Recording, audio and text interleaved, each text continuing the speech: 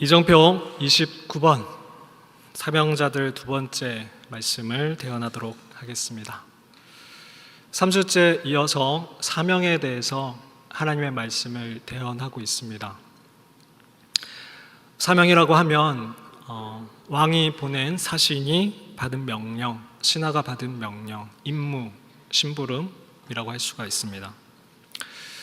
이 사명을 우리가 알 때에 우리는 하나님 앞에서 누구이며 그리고 이 땅에서 무엇을 하는 존재인지 알 수가 있습니다. 우리가 지어진 존재의 목적대로 살아갈 때 우리는 그 존재의 가치가 생기게 됩니다. 지난주 말씀드린 대로 이 핸드폰이 망치로 쓰여질 때에는 그 존재의 목적이 아니었기 때문에 그 존재의 가치가 제대로 발휘될 수 없다라는 것이죠. 우리가 사명이 아닌 우리의 임의대로, 우리의 꿈대로, 우리의 바람대로 살아갈 수도 있지만 하나님의 그 사명을 무시하고 그 초청에 응하지 않고도 살아갈 수 있지만 그랬을 때에는 우리는 이스라엘 백성들이 그 광야를 맴돌았던 그러한 삶처럼 그냥 그 광야를 맴돌면서 먹고 자고 그 죽음을 어차피 죽을 수밖에 없는 그 삶을 그 광야 속에서 살아갔던 그 이스라엘 백성들처럼 우리도 일을 하나 공부를 하나 결혼을 하나 삶을 살아가지만 그래서 작은 어떤 소확행 어떤 작은 행복들을 가지고 우리의 그 삶을 좀 누려보려고는 하지만 그 영원한 기쁨이 주실 수 있는 하나님이 주실 수 있는 그 영원한 기쁨은 거리와 멀어진 그 삶을 살아갈 수밖에 없다는 것이죠. 그래서 우리가 그 사명자로 살아갔던 사람들을 한 사람 한 사람 보고 있습니다. 사도 바울을 보았고요. 지난주에는 요셉을 보았습니다. 요셉은 사명자의 삶을 살았죠. 직업과 꿈을 이루는 것이 그 요셉의 목적이 아니었습니다. 그리고 그 직업 목적을 이뤘을 때에 그 꿈을 어릴 때 그 꿈을 이뤘을 때에도 거기에 머물지 않고 안주하지 않고 그 너머의 사명을 향해서 달려갔던 것이 요셉이었습니다. 그의 삶은 스스로 선택할 수 없는 불운해 보이는 삶처럼 보였으나 요셉은 그 벗어날 수 없는 구덩이 속에서 하루하루 하나님을 선택했다라고 말씀을 드렸습니다. 누군가에 의해서 자기가 그렇게 팔려가고 그리고 또 자기도 모르는 어떤 집에서 종노릇을 하고 또 그곳에서 잘 살아보려고 했지만 감옥에 갇히게 되는 그런 타인에 의한 어쩔 수 없는 그런 삶을 살아가는 것 같았지만 그 속에서도 요셉은 자신의 삶의 자세를 선택했다라고 말씀을 드렸죠. 그런 요셉을 성경은 형통한 자, 성공한 자라고 표현을 했었습니다. 성경은 세상의 성공의 평가 기준이 다르다는 것을 보여주고 있습니다. 성경이 말하는 성공은 하나님이 함께 하심이었습니다. 성경이 말하는 성공의 기준은 하나님이 함께 하심이었습니다. 때문에 성경을 기준으로 삼는 우리 그리스도인들은 우리의 세상의 기준대로 내가 불행해, 나는 측은해, 불행한 자야, 실패한 자야라고 자기 비하, 자기 연민에 빠지지 말아야 한다라고 말씀을 드렸죠. 그리고 한날 한날 하나님을 따라간 요셉은 하나님의 때에 하나님의 방법으로 그 옥문을 열고 나와서 그 어릴 때의 꿈을 이루었고 그 꿈을 넘어서 사명을 보면서 하나님께서 이스라엘 백성이라는 그리고 열방을 구원하시는 그 큰 그림의 한 역할을 담당했다는 것을 볼 수 있었습니다. 비전 그리고 사명 우리가 이것을 지금 3주째 살펴보고 있는데요. 존 맥스웰 목사님이라고 하는 비전에 대해서 얻은 대가이신 분이 있습니다. 이분은 교회에서뿐만이 아니라 세상에서도 기업에서도 비전에 대한 특강, 사명에 대한 특강을 하시는 분이신데요. 리더십의 대가, 리더십의 그리고 안 믿는 사람들을 포함해서 리더십을 강의하실 때에 네 종류의 사람이 있다. 비전 앞에서는 네 종류의 사람이 있다라고 얘기를 하십니다. 첫 번째는 방랑자입니다. 방랑자. 비전 앞에서의 방랑자. 이 사람들은 하나님이 보여주시는 그 비전, 하나님이 보여주시는 그 사명을 보지 못하는 자들입니다. 때문에 열심히 노를 젓지만, 아침에 일어나서 잠을 깨고 계획표대로 열심히 노를 저어가지만 어디로 가야 할지 모르는 자들, 이들을 방랑자라고 부릅니다. 두 번째 유형의 사람들은 겁쟁이입니다. 겁쟁이. 이 사람들은 세상이 보지 못하는 그 비전을 보는 자들입니다. 하나님이 보여주시는 그 비전을 보게 되고 그 사명을 알게 되고 듣게 된 자들입니다. 그러나 그 사명을 이루기 위해서 치러야 되는 대가가 무서워서, 두려워서, 그 대가를 치르기가 싫어서 그 길을 가지 않는 자들입니다. 이 길 끝에 무엇이 있다라는 것을 보지만 그 치러야 되는 대가가 너무 싫어서, 너무 무서워서 가지 못하는 자들을 겁쟁이라고 부릅니다. 세 번째는 성취자입니다. 성취자. 이 사람들은 하나님의 비전을 보는 자들 뿐만 아니라 하나님의 행하심에 온 삶으로 동참하여 인내하고 순종하며, 그리고 하나님의 그 목적을 이뤄가는 사람들입니다.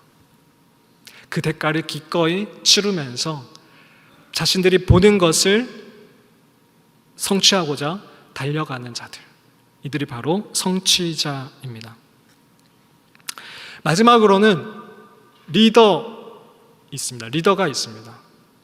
이 리더들은 성취자들, 이뤄낸 자들에서 자신들뿐만이 아니라 아직 보지 못하는 방랑자들, 그리고 겁쟁이들에게 도전하는 자들입니다. 그리고 그 도전을 통해서 그 방랑자와 겁쟁이들을 성취자들로 키워내고 양육하는 사람들입니다. 자신뿐만 아니라 다른 사람을 성취자로, 리더로 양육해 가는 사람들이 리더입니다. 이 리더들은 직접 그 길을 가본 자들이어야 합니다. 가보지 않고 리더의 자리에 있다라는 것은 말만 번지르르하게 하는 자들일 수밖에 없죠. 다른 영역에서도 그렇겠지만 특히나 이 영적인 그리스도인들에게는 자기가 직접 가보지 않은 곳을 멤버들을 이끌고 갈 수 없다라는 것입니다.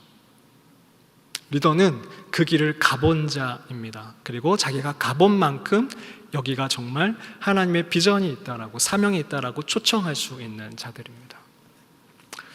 여러분은 어떤 사람이 되고 싶으십니까?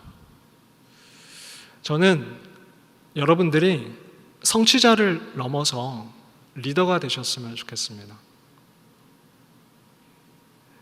3주 동안 굉장히 저는 큰 부담을 안고 있습니다.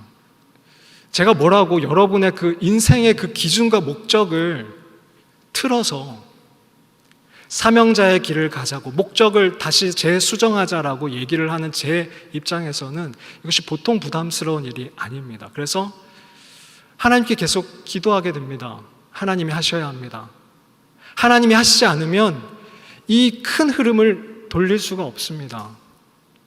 그럼에도 불구하고 저는 그 부담이 있지만, 그럼에도 불구하고 저는 여러분이 성취자를 넘어서 리더가 되시는 그 길로 오셨으면 좋겠습니다.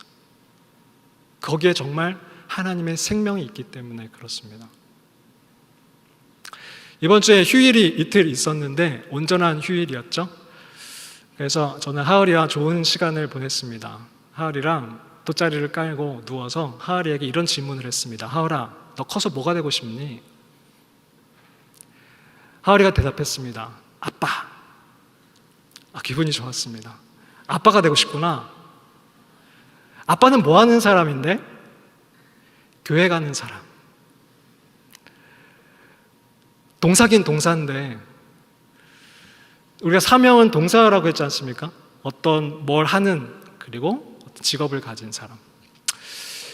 목사는 목사고 동사는 동사인데 그 동사가 교회 가는 목사였던 겁니다. 하을이가 보기에는 제가 교회 가는 사람이었던 겁니다. 그러면서 제가 좀 고민이 들었습니다. 하나님 보시기에 제가 이 길 끝에 도착했을 때 하나님 보시기에 저는 어떤 사람일까? 단지 교회를 다니는 목사였을까?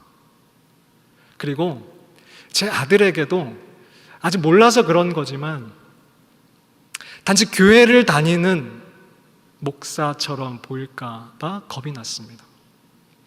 그래서 하울이에게 이렇게 얘기했습니다.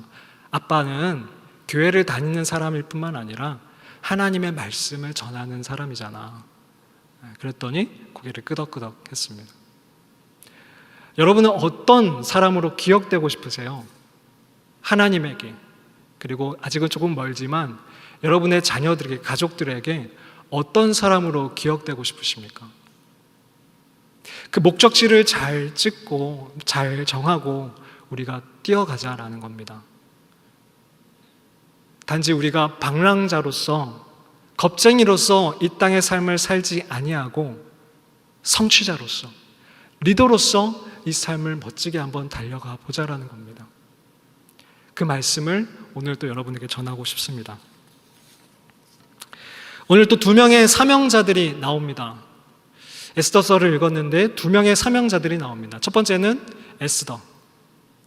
이 에스더는 처음에는 방랑자였고 겁쟁이였지만 그 사명을 보고, 그 비전을 보고, 그 초청을 받아서 기꺼이 그것을 뛰어들어서 성취자로, 그리고 사명자로 살아간 여자입니다. 또 한 명은 바로 모르드게입니다. 이 모르드게는 자신이 기꺼이 그 성취자의 삶을 살아갔을 뿐만 아니라 한 여인 에스더를 성취자로서 도전하고 리더로 키워낸 사람입니다. 때문에 이 모르드게라는 리더와 이 오늘 장면에서는 성취자로 보일 수 있는 이 에스더를 좀 같이 살펴봤으면 좋겠습니다. 여러분, 신데렐라 스토리 잘 아시죠? 신데렐라 스토리. 가난하고 구박받던 한 여인이 왕을 만나서 정말 한 나라의 왕비가 되는 아주 놀라운 그 이야기, 이 신데렐라 스토리. 그런데 이 에스더라는 사람은 이 신데렐라 스토리를 훨씬 더 뛰어넘는 사람입니다. 사실 그 동화책에 나오는 그 왕자는 어디에 붙어있는 왕인지도 잘 모르잖아요. 근데 이 에스더가 왕후가 된 그 나라는 바로 여러분이 잘 아시는 페르시아라는 제국입니다. 제국. 어마어마한 크기에, 땅의 크기에 어마어마한 힘을 가졌던 그 페르시아 제국의 왕비가 되는 스토리입니다. 이 에스더는 어렸을 때 부모님을 잃었었고요, 나라도 잃게 됩니다. 그리고 에스더는 사촌 오라비인 이 모르드게의 손에 의해서 자라나게 됩니다. 그런데 이 에스더는 정말 꿈만 같은 일들이 이 에스더의 삶에서 일어나게 되죠. 에스더 2장 15절 말씀을 같이 한번 읽어주십시오. 시작. 모르드게의 삼촌 아비하일의 딸, 저 혼자 읽겠습니다. 모르드게의 삼촌 아비하일의 딸 곧 모르드게가 자기의 딸같이 양육하는 에스더가 차례대로 왕에게 나아갈 때에 궁녀를 주관하는 내시 헤게가 정한 것 외에는 다른 것을 구하지 아니하였으나, 자, 마지막 구절에 모든 보는 자에게 사랑을 받더라. 부모님의 사랑을 받지 못하고 어릴 때에 사람들의 사랑을 받지 못하고 자라났던 그 에스더가 지금 모든 사람들의 사랑을 받는 여인으로 은혜를 입게 됩니다. 또한 에스더 2장 9절 말씀에 헤게, 이 궁녀를 관장하는 대신인데요, 이 헤게가 이 처녀를 보고 좋게 보고 에스더를 얘기하는 겁니다.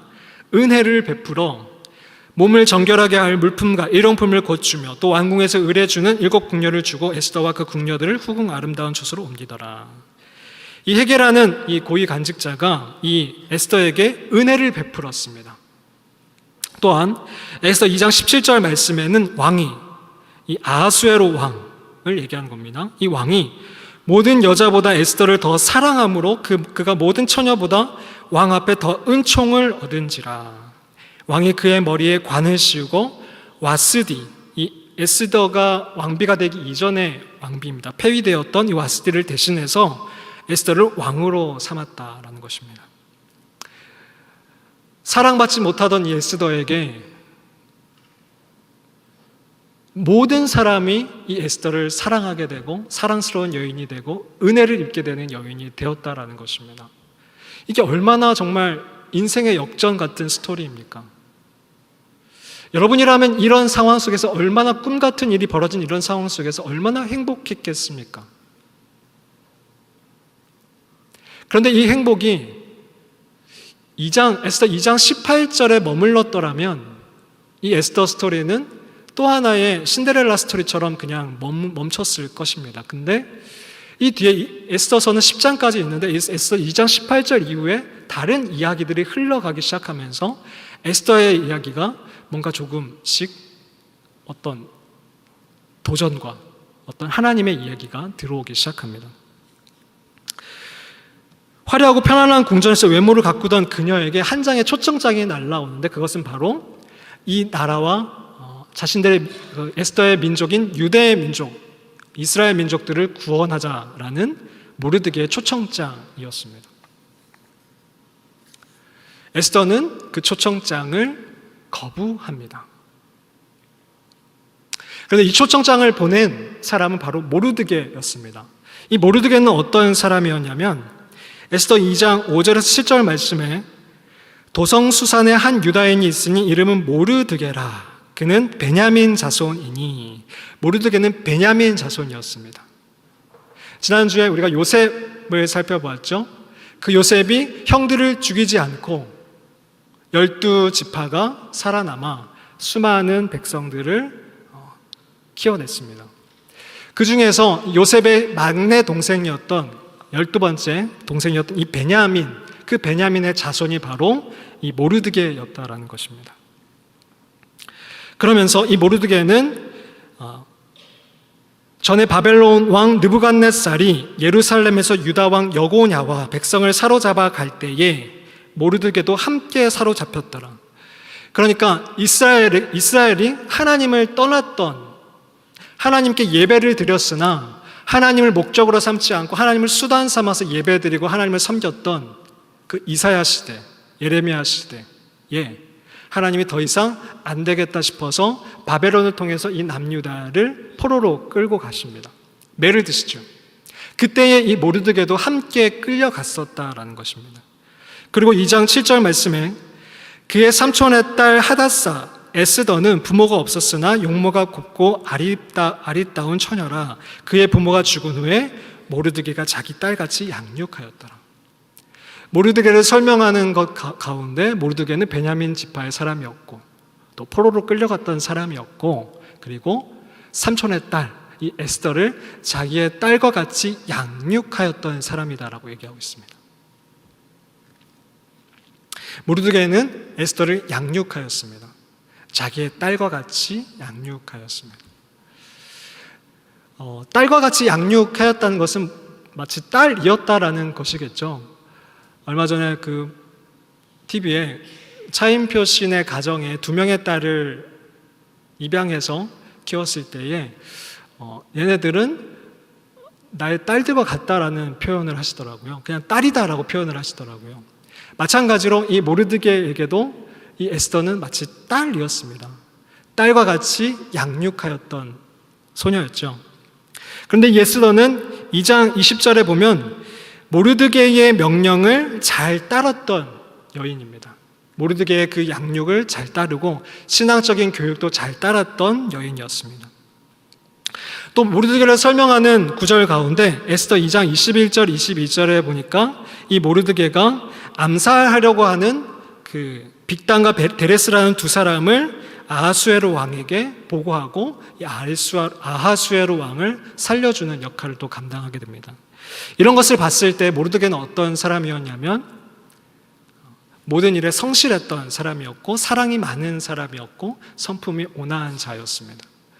마치 지난주 우리가 요셉을 살펴보았던 것처럼 하루하루 정말 자신에 의해서 그곳에 포로로 끌려온 것은 아니었지만 하루하루 성실히 하나님을 선택하면서 따라갔던 자가 바로 모르드게였다라는 것입니다.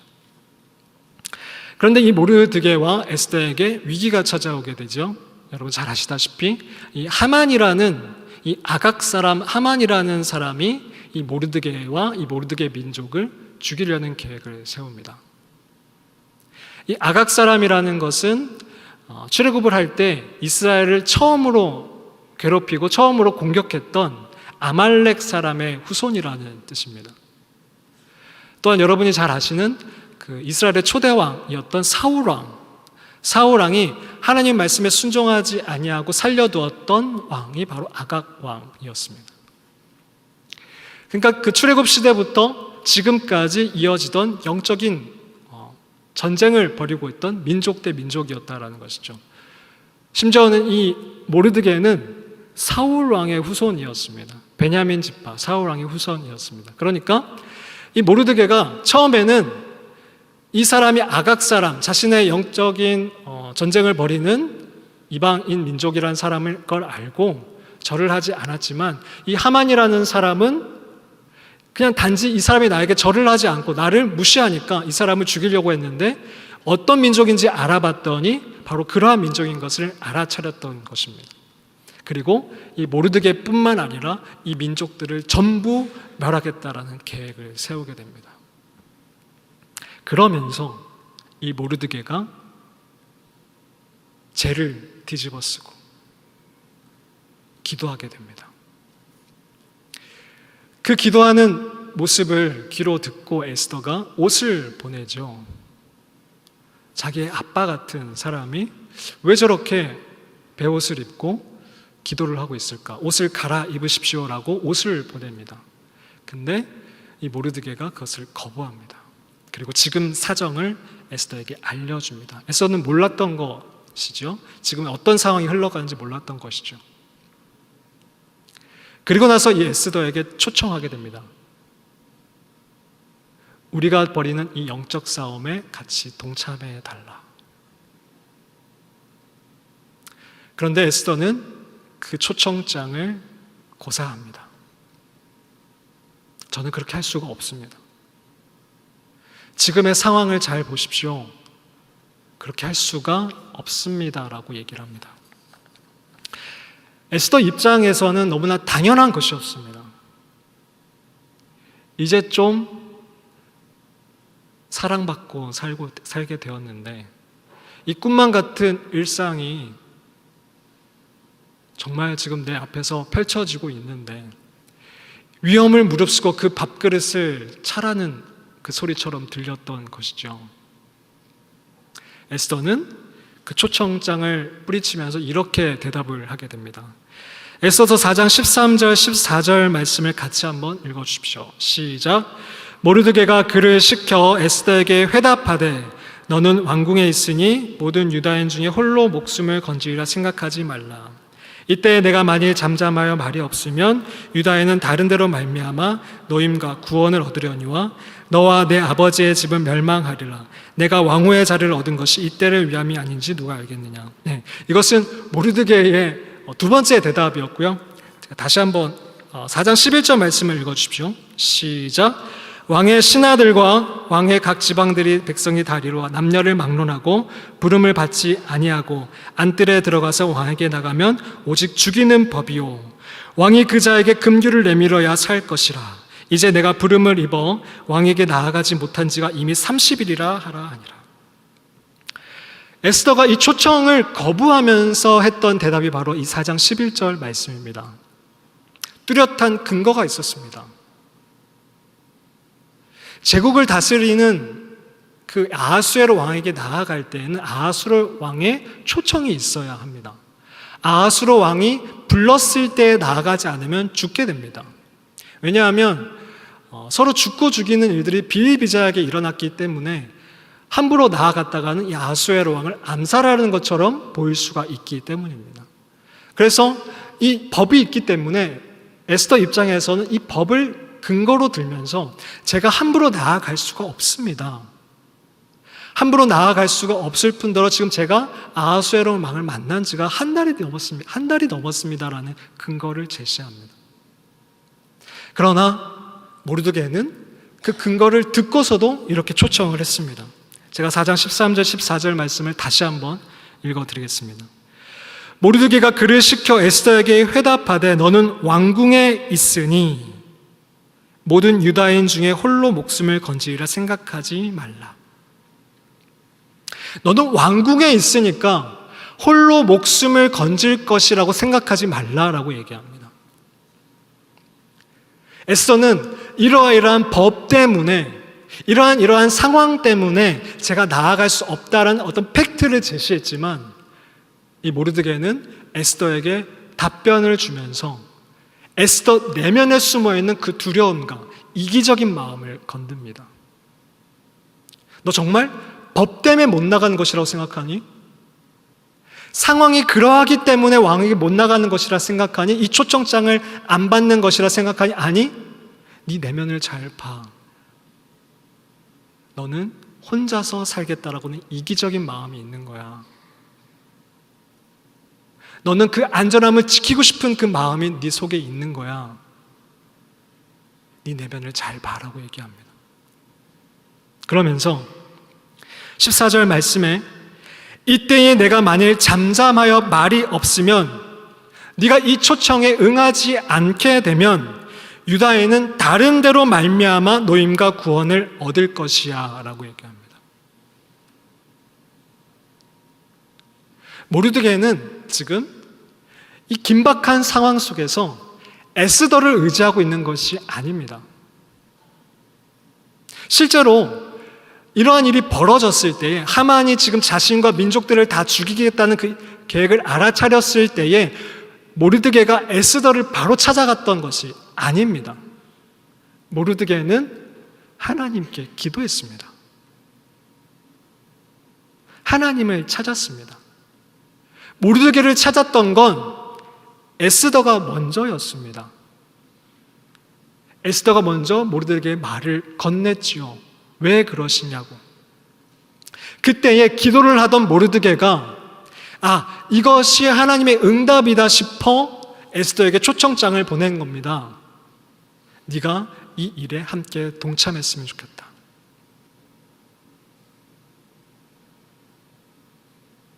모르드게는 에스더를 의지하고 있었던 것이 아닙니다. 때문에 에스더를 초청할 때에도 네가 아니면 안 돼라고 부르지 않습니다. 네가 만약 이 일에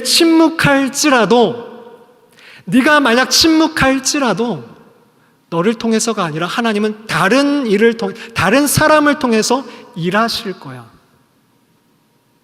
하나님의 손은 멈추지 않으실 거야. 하나님은 일하실 거야. 단 너를 통해서가 아니겠지.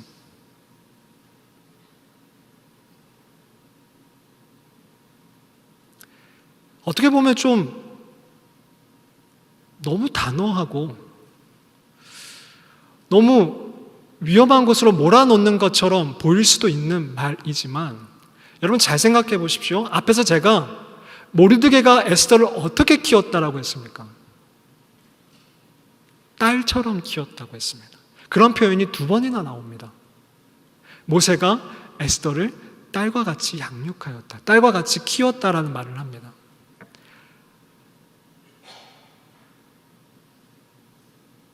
여러분이 정말 사랑하는 그 자녀에게 그 사지로 몰아넣는 것이 정말 쉬운 일이겠습니까? 여러분이 지금 자녀는 없으시지만 여러분이 정말 사랑하는 사람을 그 위험한 곳으로 초청을 한다는 것이 쉬운 일이겠습니까? 모르드게는 지금 장난을 하는 것도 아니고 에스더에게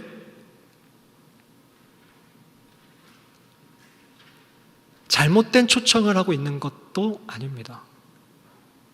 모르드게는 단지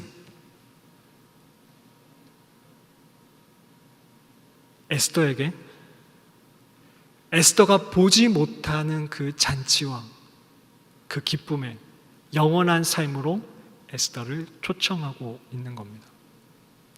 모르드게는 보고 있으나 에스더는 보지 못하는 그 일에, 그 사역에, 그 사명에 에스더를 초청하고 있는 겁니다.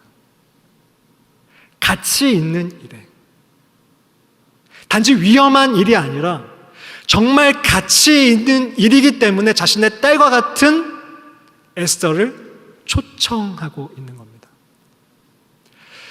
여러분, 지난주에 요셉 이야기를 할 때 그 요셉 이야기를 흘러가는 중요한 소재가 옷이라고 했지요. 근데 여러분, 제가 지난주에 제가 참 부족한 자라는 것을 여러분이 잘 모르시겠지만, 지난주에 제가 세마포 옷이라는 것을 머릿속으로 되뇌이면서 채색 옷이라고 반복을 했던 것을 여러분 알고 계세요? 세마포 옷인데 제가 채색 옷으로 말을 했던 걸 알고 계세요? 네.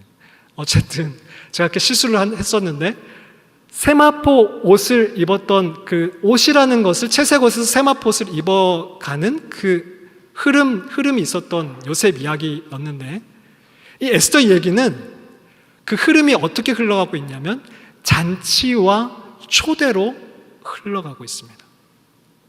잔치와 초대. 이 에스더서가 1장에서 시작할 때 아하수에로 왕이 180일이나 되는 커다란 성대한 잔치를 온 나라의 제국에서 벌이게 됩니다. 그리고 그것도 모자라서 7일을 더해서 잔치를 벌이는데, 그 잔치에 그 당시에 왕후를 초청했는데 그 왕후가 응하지 않습니다. 그러면서 그 왕후를 폐위하게 되고 새로운 왕후를 뽑은 것이 바로 에스더였습니다. 그리고 이후에 나오는 지금 에스더가 왕에게 나아갈 때 어떤 일을 하게 되냐면, 자신이 벌이는 잔치에 왕과 하만을 초대하게 됩니다. 2번이나. 에스더를 관통하고 있는 것은 잔치와 초대입니다. 하만이, 이거 보십시오. 모르드게가 지금 에스더를 초청하고 있는 것은 정말 죽을 수밖에 없는 그 일에 초청하고 있는 것이 아니라 가치 있는 일에, 영원한 일에, 하나님의 그 사명으로 에스더를 초청하고 있는 것입니다. 영원히 사는 그 일에, 정말 가치 있는 그 일에, 심지어는 잔치라고 볼 수 있는 그 일에 이 에스더를 초청하고 있는 것입니다. 에스더는 2번째 받은 그 초청장에 갈등을 하다가 이내 수락을 하고 그 초청을 받아들입니다. 그리고 바로 뛰어드는 것이 아니라 기도해달라고 합니다. 사명자는 자신의 능력을 의지하는 자들이 아니라 하나님을 의지하는 자들입니다. 그래서 모르드게도 먼저 기도하였습니다. 모르드게에게 양육받았던 에스더도 모르드게에게 보고 배운 것이 있어서 자신이 그 사명에 뛰어들매 있어서 모르드게에게 기도해달라고 부탁을 합니다.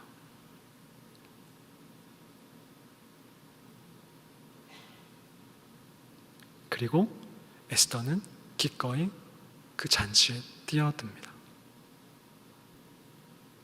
이후에 그 잔치 속에 벌어지는 일들이 우연과 우연이 연결되면서 기적이 일어나게 됩니다. 끝날 것 같은 그 경기 속에서 경기가 역전이 되고, 하만이 그 높은 자리에서 땅에 떨어지게 되고, 모르드게가 하나님이 높이시게 됩니다. 그리고 이스라엘 백성들은 잔치를 벌입니다. 여러분, 제가 무슨 얘기를 하고 싶은지 이해가 가십니까? 3주 동안 제가 여러분들을 사명자라는 것으로 초청을 함에 있어서 제가 여러분을 죽으면 죽으리라는 그 무시무시한 길로 여러분을 이끄는 것이 아니라는 이야기입니다. 정말 생명의 길, 정말 제대로 사는 길, 영생을 사는 그 길이 바로 이 사명자의 길이라는 것입니다. 에스더는 여러 가지 자신의 상황을 들어가면서, 실제적인 어떤 팩트를 들어가면서 그것을 거부하지만 이내 그것을 받아들이고 겁쟁이에서 성취자로 뛰어 들어가게 됩니다.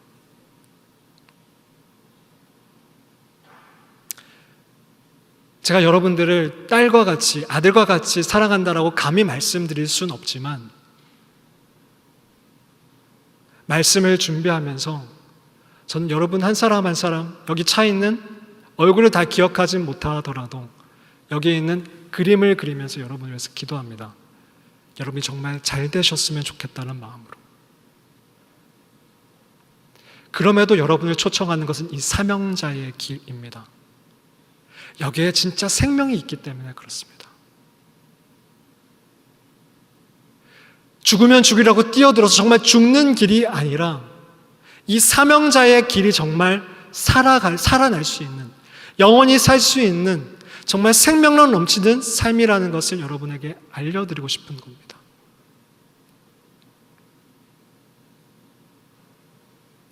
여러분, 이 초청장을 받아주셨으면 좋겠습니다.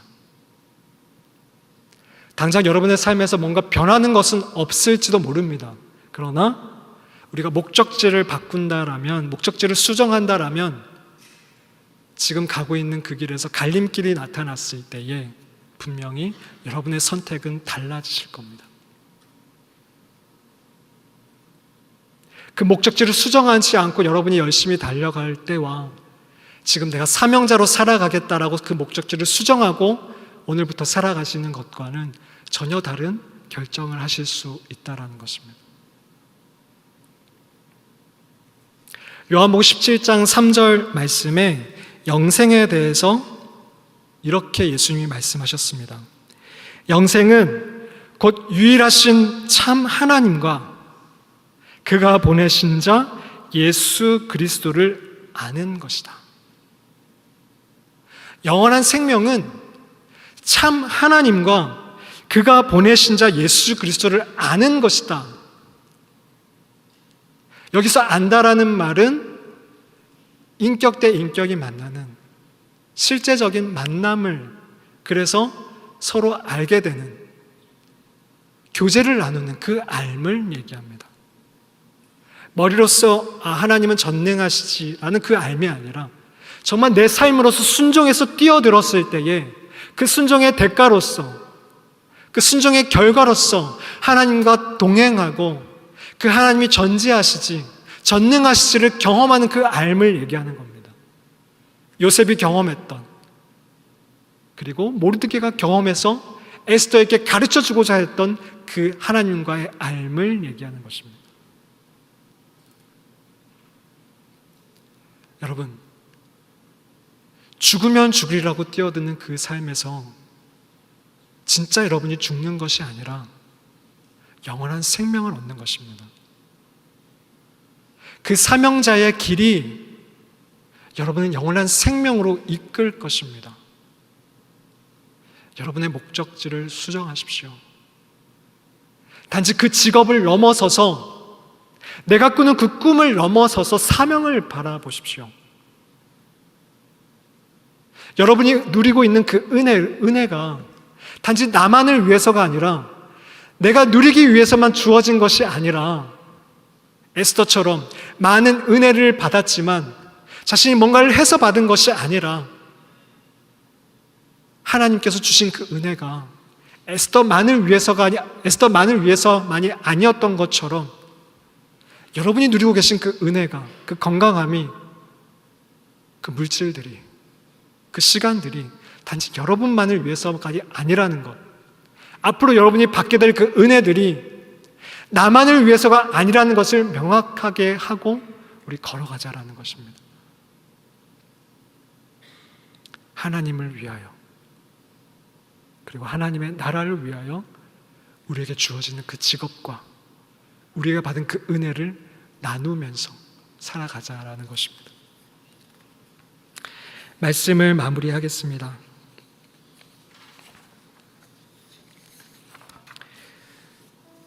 부모님을 잃고 나라를 잃은 서름 가운데 이방 땅에서 자란 어린 소녀 에스더는 한편의 동화책에 기록될 또 하나의 꿈만 갖고 기적과 같은 신데렐라 스토리가 자신 앞에 펼쳐지지만 거기에 안주하지 않고 머무르지 않습니다.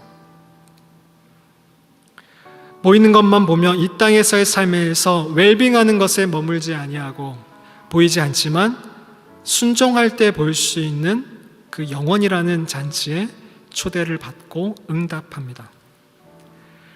하나님의 꿈과 하나님의 백성들을 살리는 하나님이 자신에게 주신 그 사명의 스토리, 즉 신데렐라 스토리를 넘어선 에스더 스토리를 써내려갑니다. 이후에 성경에 기록되어 많은 그리스도인을 도전하는 리더가 되어 지금 별과 같이 빛나고 있습니다. 청년 여러분, 여러분은 이제 어떤 스토리를 써내려가고 싶으십니까? 여러분의 목표점은 어디이십니까? 여러분들의 가족들에게, 후배들에게, 그리고 여러분들에게, 여러분의 배우자와 자녀들에게 어떤 사람으로 기억되고 싶으십니까? 언제부터인가 예수님을 따른다라는 우리들 사이에서도 자꾸 신데렐라 스토리가 성공한 삶이고 우리의 근사한 비전인 듯 비춰지고 있습니다. 그렇게 하지 않는 것이 어리석은 것처럼 되어지고 있습니다. 그러나 우리가 지난 3주 동안 하나님이 나와 함께 쓰시기 원하시는 이야기는 신데렐라 스토리가 아닌 에스더 스토리, 에스더 스토리를 넘어선 리더 모르드게 스토리입니다. 안전하고 평안한 나의 궁전 안에 머물면서 내 위주로 내 평안함을 위해서 살아가는 삶이 아니라 하나님 나라와 궁전 밖의 백성을 위해서 나의 은혜를 나누는 삶입니다. 그 삶은 안전하지 않고 무모한 모험이라고 우리를 재차 속여오겠지만 하나님은 우리에게 재차 초청해 오십니다. 이 삶에 진정한 생명이 있다. 이 삶이 영원한 삶이다. 설교를 잘 기억하시는 분이라면 이 에스더 스토리는 작년 이맘때쯤에 제가 여러분에게 초청했었던 이야기라는 것을 눈치채셨을 것입니다. 1년 전에도 여러분에게 보내졌던 초청장입니다. 그리고 1년이 지난 이 시점에서 하나님이 3번에 이어서 여러분에게 지금 재차 초청하고 계십니다. 내비게이션의 목적지를 다시 수정한다고 해서 오늘 당장 커다란 변화가 있지 않을 수도 있지만 분명히 갈림길이 나오게 될 때에 우리는 전혀 다른 길을 선택하게 될 것입니다. 그리고 조금씩 곁눈질하거나 허비하는 시간이 줄어들어 갈 것입니다. 그러나 우리가 만일 잠잠하여 말이 없으면 그 노임과 구원은 하나님의 일은 다른 데로 말미암아 다른 사람들로 말미암아 이루어져 갈지도 모릅니다. 내가 응답하지 않는다고 해서 하나님의 나라는 결코 무너지지 않기 때문입니다. 열방을 향한 구원은 하나님께서 시작하셨고 하나님이 지금 진행하고 계시며 하나님께서 마치실 것입니다. 하나님의 손은 쉬지 않으십니다. 우리는 그분의 전적인 은혜로 그 일에 동력할 기회로 초청받고 있습니다. 거룩한 그 기쁨의 잔치에 재차 하나님 우리를 초청하십니다. 정말 여러분을 죽음으로 몰아넣는 삶이 아니라 영원의 삶으로 초대하고 계십니다. 그 갈림길이 나타나기 전까지 요셉처럼 하루하루 주어진 삶에서 성실하게 우리 준비됩시다. 남주기 위해서 공부하고 나누기 위해서 살아갑시다. 그리고 에스더와 같이 어느 날 보내질 그 초청장 앞에서 갈등이 일어날 때 우리 하나님을 선택합시다. 기도하고 우리 뛰어들어 봅시다. 그리고 하나님을 경험으로 알아갑시다. 모르드게처럼 성취자에서 나아가 리더로 성장해서 에스더와 같은 성취자와 리더를 양육해 갑시다. 표대를 향하여 달려간 사도 바울은 사명자였습니다. 선택하지 않은 고난 속에서도 매일 하나님을 선택했던 요셉은 사명자였습니다. 초청 앞에 자신을 던진 에스더는 사명자였습니다. 그 에스더를 성취자로 리더로 양육하고 가르친 모르드게도 사명자였습니다. 그리고 저와 여러분도 사명자입니다. 우리 모두는 사명자입니다. 그 영원한 삶의 그 풍성한 잔치에 여러분을 재차 초대합니다. 기도하시겠습니다. 하나님 아버지, 부족한 우리들을 주님의 그 잔치에 초대해 주셔서 감사를 드립니다. 우리가 그 주님의 초청에 잠잠하고 말이 없지 않도록, 잠잠하지 아니하도록 우리가 기꺼이 기도하며 그 갈림길에서 주님을 선택할 수 있도록 도와주십시오. 우리의 비전이 신데렐라가 아니라 에스더와 같이, 모르드게와 같이 성취자로, 리더로 나아갈 수 있도록 도와주십시오. 예수님의 이름으로 기도드립니다. 아멘.